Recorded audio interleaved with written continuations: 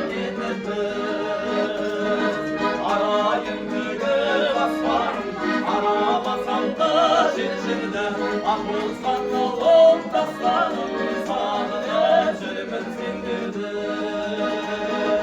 Arayın bugün aslanım, aramasam da şirşirde.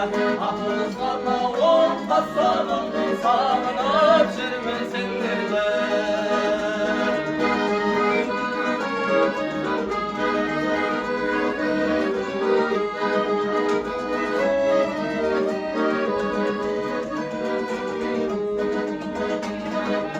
Buladın güldün niyetini,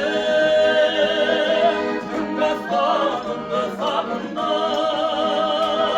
Yüreğinden soldun şehdini, Kurdaslarınday sağında. Şu sağlık şu paravon bir, Bu şirdik şaman sağındım.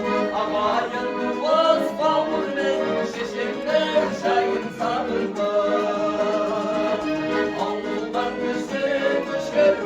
Kalada gülle besmiyle, Avludan adam kuş geldi, adamlar